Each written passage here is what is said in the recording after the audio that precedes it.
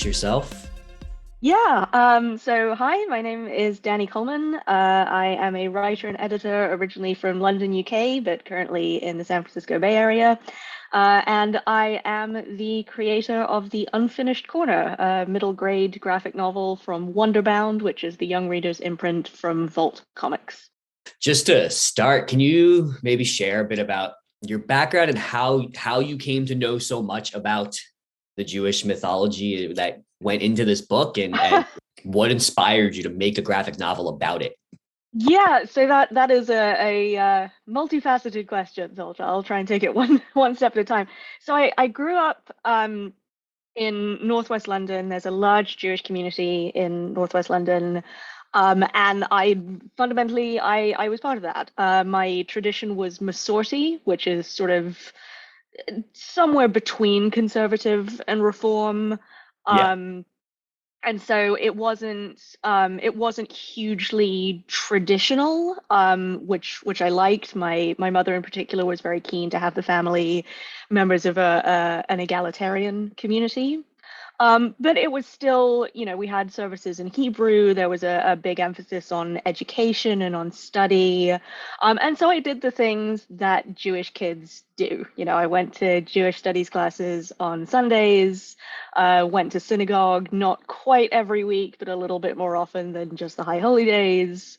Um, and I was and still am a giant nerd. So the thing that I found appealing growing up in this tradition was how much there is to study, just how much there is to learn. I remember, studying for my bat mitzvah, and you learn to read from the Torah, which is completely different than just learning to read Hebrew because it has no vowels. And you have to learn the cantillation symbols as well, which is like learning to read music all over again. And I ate this up. I loved it. I loved the kind of the academia of it. And I also grew up in a tradition of storytelling.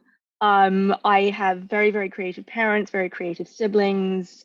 Um, and so, my mum encouraged me to read growing up. We had a huge library of books. And we collectively as a family kind of had an interest in mythology and folk tales. I remember one of my very first comic books was a comic book adaptation of Greek mythology. And it was hilarious. And I remember that book fondly. My father is from Australia, and while he's not Indigenous himself, he had an interest in Indigenous Aboriginal folk tales. And so I had a number of books growing up of Aboriginal folk tales and sort of grew up absorbing that mythology. So I've always had this interest in storytelling and myth making and folklore and mythology. Um, Fast forward to as an adult when I had a chance to pitch a story to Vault Comics, and they had not at that point announced that they were going to move into middle grade and young adult books, but I'd known the company founders for a little while, and I had a sense that they were going to start looking in that direction because the middle grade and young adult space has just become so rich and so vibrant for comics and I graphic had no novels. idea until I saw it. I mean, younger readers are buying books and consuming books at a prodigious rate. There's so much in that space and there's so much desire for books in that space. So when I had the chance to pitch something to Vault, I thought pitching for middle grade or young adults would be something that they'd really have an interest in. And so my influences, the things that I thought would be a really good framework for something that was in my tradition, and that dealt with these Jewish themes that I really haven't seen a lot of in graphic fiction. Um, I I was thinking of stories like The Lion, the Witch, and the Wardrobe, and Percy Jackson and the Olympians, and even, to a degree, Harry Potter, where you have this fun story of adventure and problem solving and friendship and loyalty and monsters and myths and fantastical locations wrapped around this core of real life or real cultural stories, so that as you read and as you're sort of putting yourself into this story and engaging with the characters, it's planting these little seeds in your mind that hopefully you then kind of want to go and learn more. I can only imagine how many kids, how many young readers have become interested in Greek mythology because of Percy Jackson and the Olympians, and that's wonderful. So that was the inspiration for pitching to the Vault, to try and put something out into the world that not only would be fun and entertaining and meaningful to Jewish kids, but also that would be a compelling enough adventure story on its own that non-Jewish kids could read it and hopefully want to know a bit more. I, for one, as an educator, Jewish educator, a longtime camp counselor, appreciate that it exists and that it's a formula that works for a reason, right? It's taking things that are just beyond our world, but putting them in ours and doing it with stories that are our own stories, which is, it's a formula that works for a reason. So from the first few pages, this book felt different from the typical Jewish story for a lot of reasons. The biggest one really for me being that the characters are diverse. They represent the swath of Jewish experience. There's a secular kid, a traditionally observant kid. There's a Black kid. There's a kid who I at least interpreted as Sephardic, and not to mention that their personalities are diverse too. There's the nerdy kid. There's the athletic kids. There's the popular kid. Why was it important for you to include all of these types of diversity in the Unfinished Corner? Because Jewish experience is diverse and it's not perceived as such. The popular perception of Judaism kind of has two facets to it, and that's it. There's Israeli Judaism, and then there's sort of Middle Eastern, New Yorkish, Ashkenazi, Borscht Belt. You know exactly what I mean. Shout out to Grammarly for knowing the word Ashkenormativity. Wow, that is impressive. And it's, I grew up Ashkenazi. So I have strong roots in that tradition and I want to see it represented, but it's not the only aspect to Jewish culture. And something around the time that I was starting to research the book and starting to make decisions about what I wanted to put in it, there were a number of news stories about Sephardi Jews in the US connecting with their ancestry. This was around the time that things were politically unstable, shall we say. And so it encouraged, I think, a lot of people to look into their heritage, to look into their history. I think a lot of people were looking for escape routes. And at the same time, there had been a push in the Sephardi community to reach out to Sephardi Jews. I believe many were able to claim Spanish citizenship, or there was some sort of expatriation initiative, again to get Sephardi Jews back in touch with their heritage. And it was just it was eye-opening to me that here's this entire side of the culture that's just not represented and yet is so rich and so vibrant and has this incredible history. Similarly, there'd been a number of high-profile Jews of color coming out and saying, hey, here's my heritage, I'm proud of it. Tiffany Haddish had a bat mitzvah. David Diggs wrote a rap about wanting a puppy for Hanukkah, and it was wonderful. Oh, yeah. And so it's, I don't think any Jewish kid should ever feel not Jewish enough because they're not Ashkenazi, because they don't look like, the marvelous Mrs. Maisel. It's not even you're you. I know. Played wonderfully, but yes, not by a Jew. And so yeah, it's Jews are diverse, and so diverse Jews should feel seen in the media they consume. And my book is part of that media now.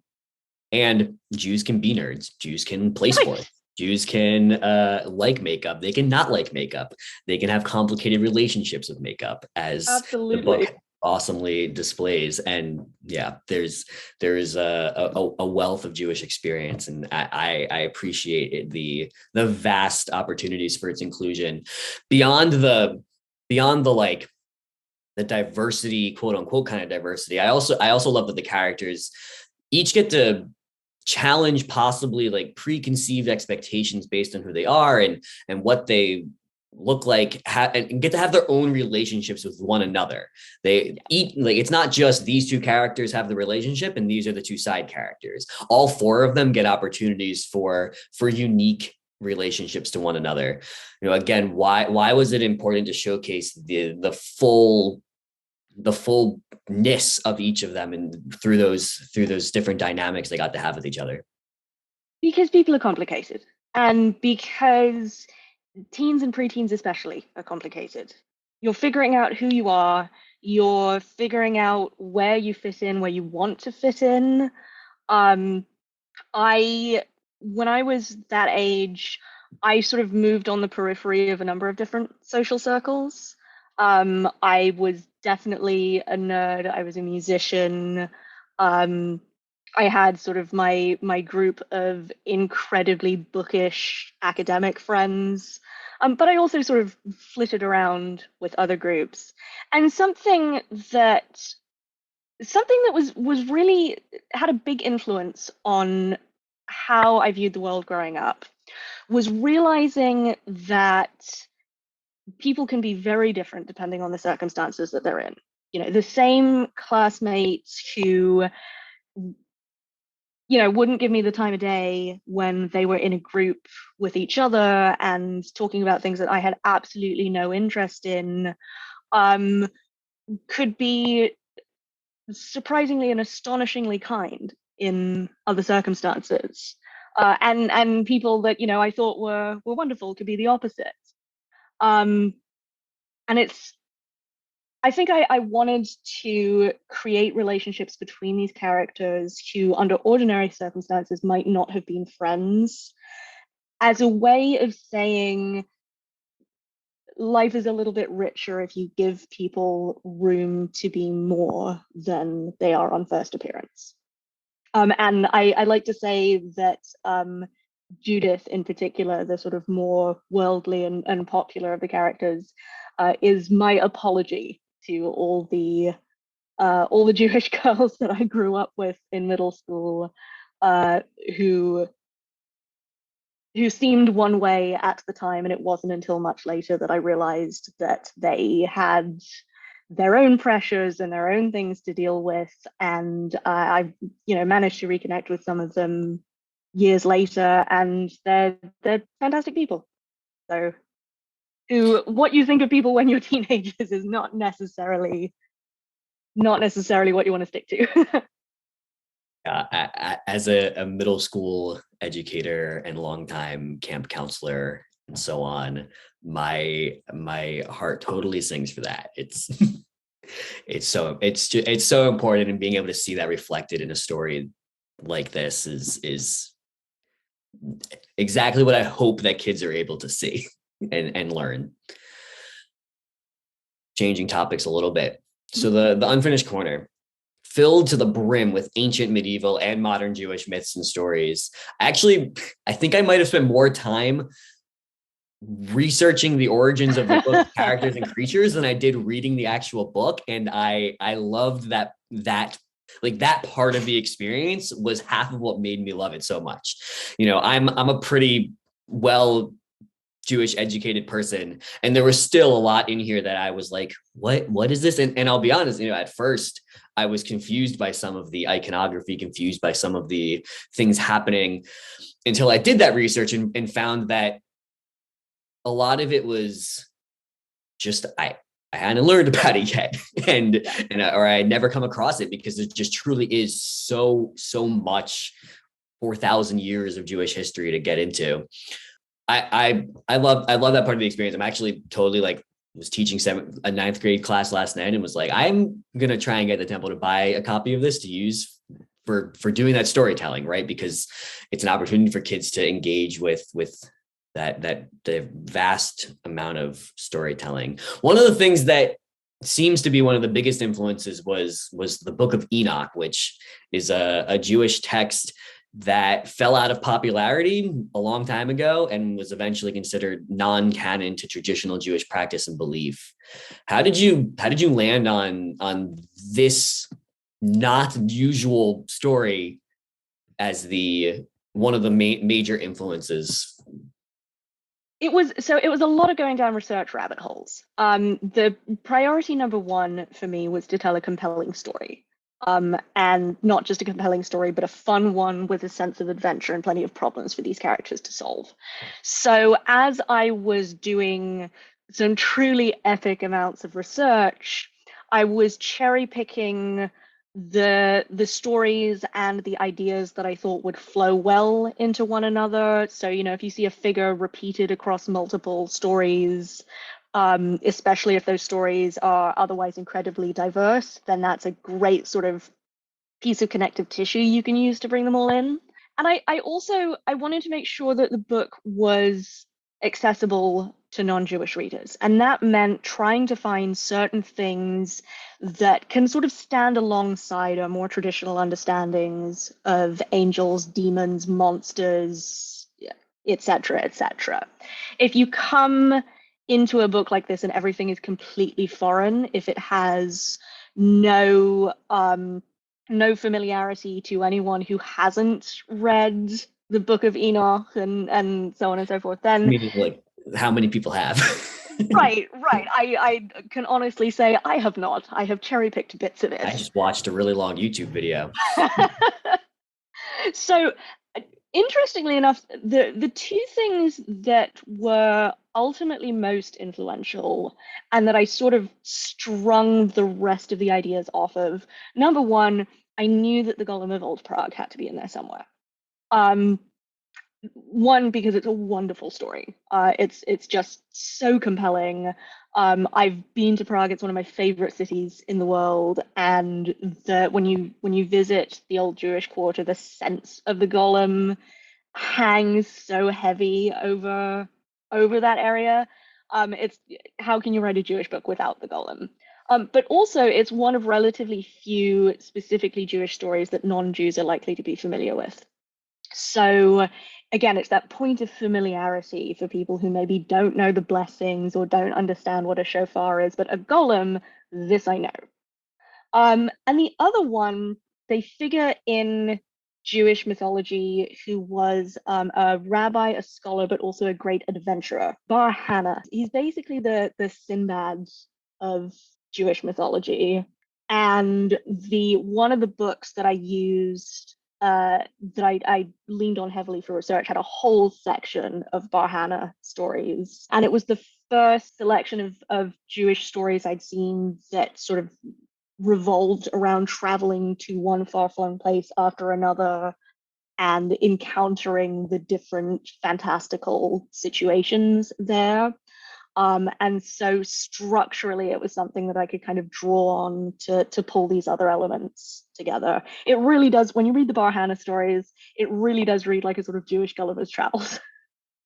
I got it. I feel like I've heard the name, and now I gotta go check it out for sure.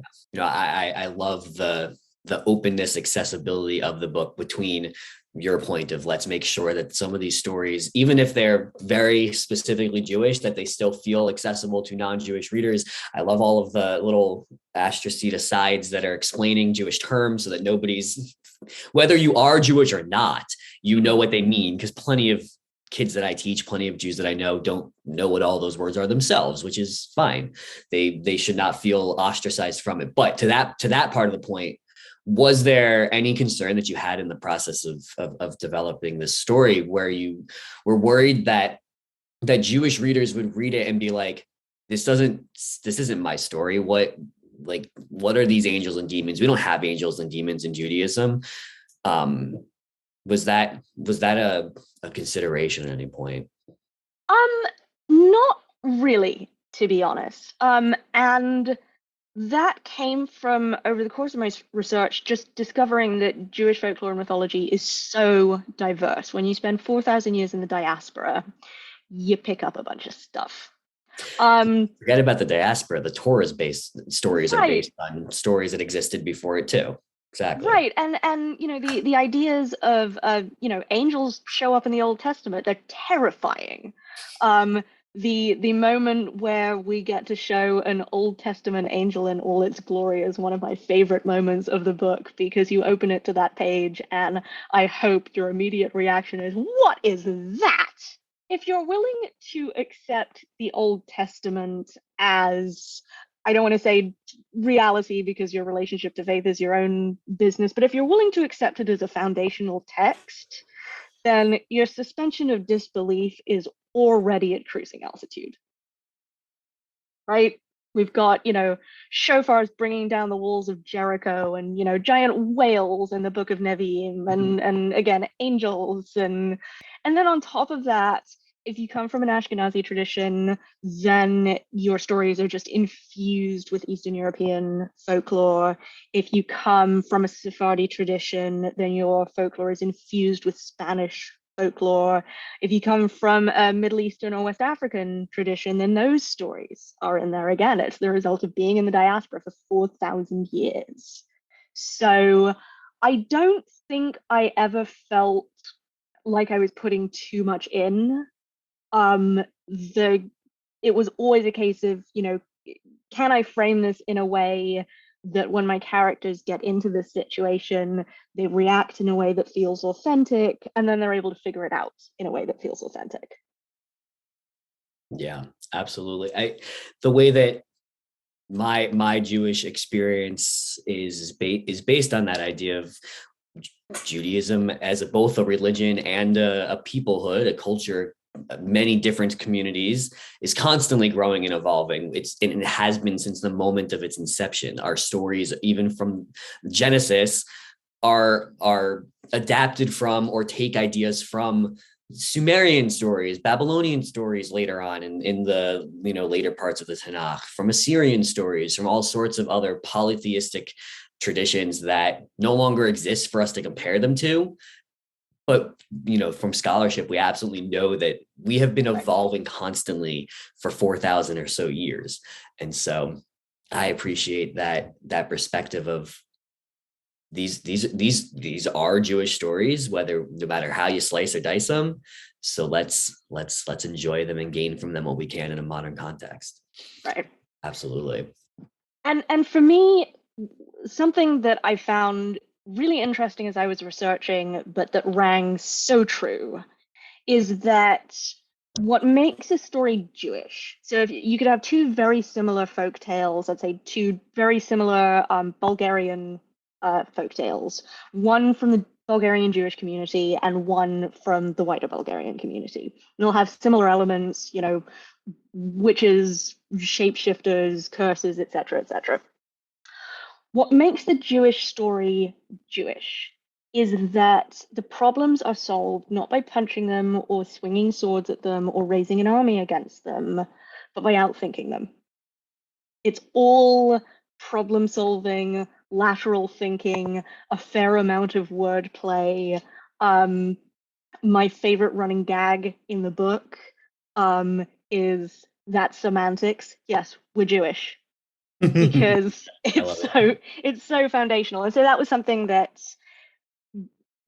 was a really helpful kind of guiding light for me, that I could change things if I needed to. I could combine stories, I could pull in elements that felt very foreign, but as long as the solution to the problem was clever or lateral or involved teamwork and problem solving, it would still to me feel Jewish. One of the best questions that I think that this book both explicitly and implicitly asks, because at one point there is literally a moment where it gets asked, what is the point of all of this?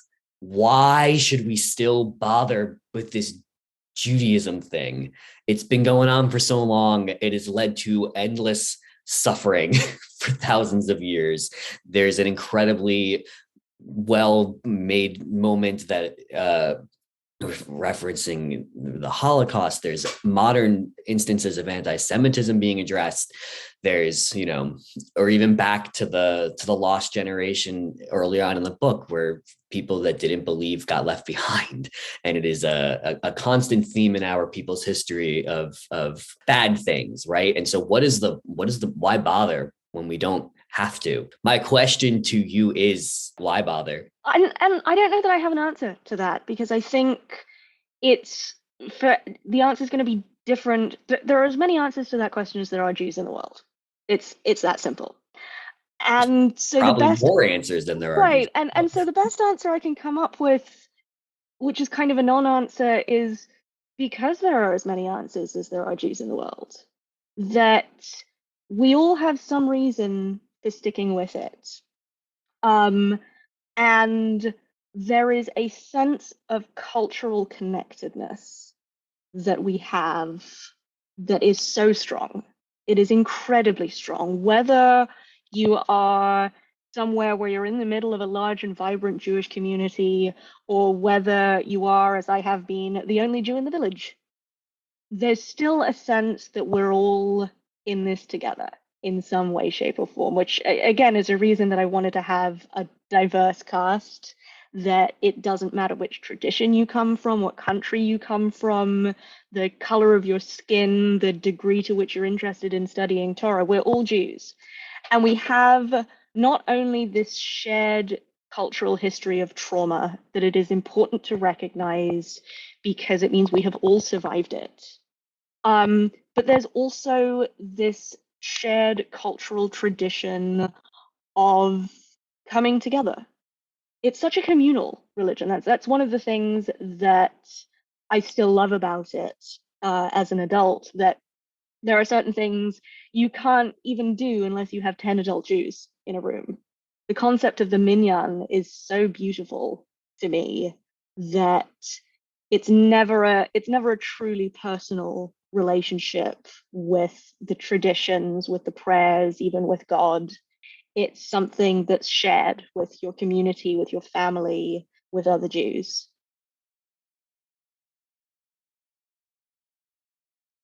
Honestly, at first, when that question was asked and never really particularly answered, I was like, oh, but I never know what to tell kids when they ask this, or anyone when they ask this, right? It's one of the toughest questions to answer. But I actually hearing your non-response response, which itself was a great answer.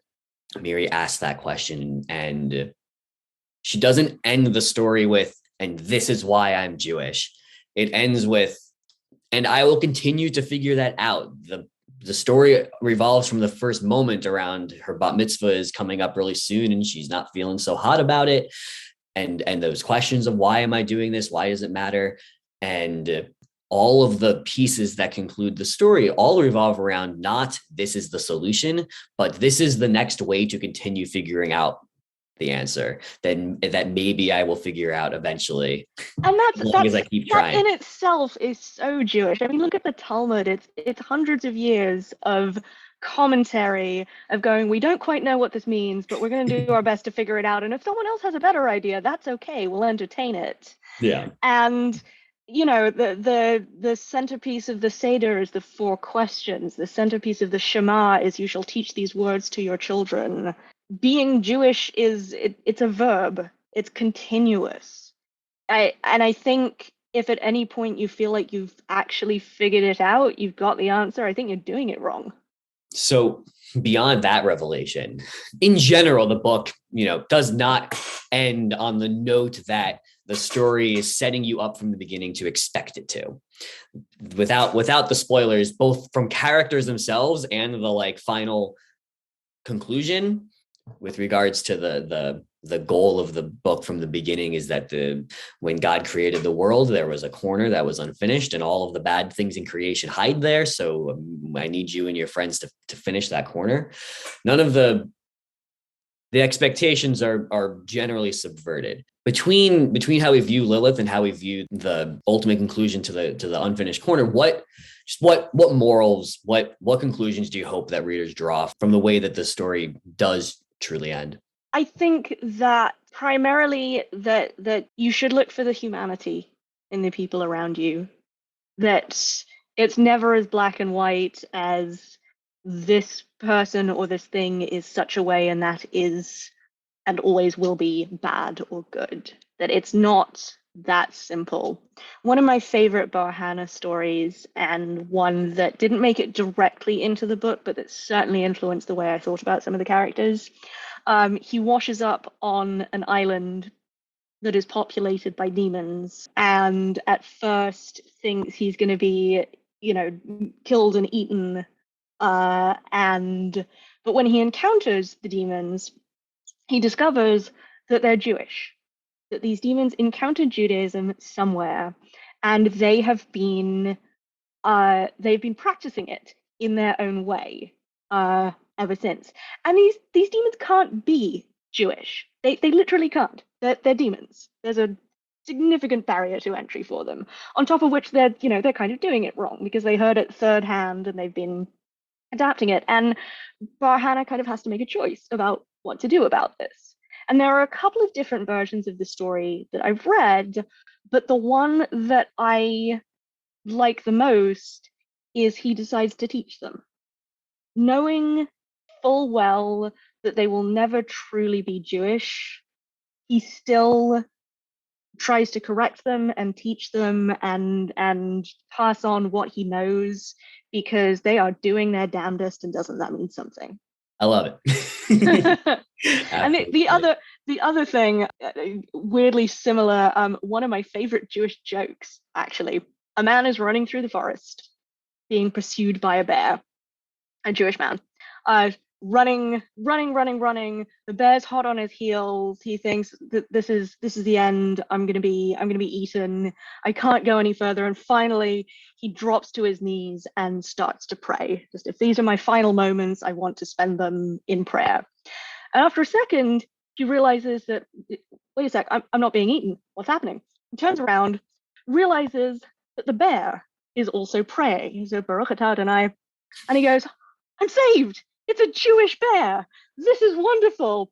And then he listens for a few moments more and realizes that the bear is saying, Hamotzi lechem min haaretz, which is the prayer you say before eating. Incredible. I love it. Jewish storytelling, the very best. More than appreciate your time, and more than appreciate the way with which the Unfinished Corner was able to weave together thousands of years of Jewish storytelling tradition into something uniquely modern and approachable for Jewish youth, not youth generally, and hopefully soon some of my own students. And are there any other last information or places that you would like to direct people towards to find you on the line or world? If you want to find me online, I am on Twitter, Instagram, and all things TikTok at Dani Writes Stuff. I update all three of them infrequently at best, but that is where to find me. If you want to find the book, if you search for it on the Simon & Schuster webpage, you'll find links to various bookstores and outlets, so you can choose the one that's best for you. It is, of course, available on Amazon. And ask your schools and libraries to get hold of it. Indeed. You can find it with an affiliate link to bookshop.org on the But Why Tho website as well. Get it from a local bookseller that way, and definitely do so. I, again, appreciate your time. Thanks a lot.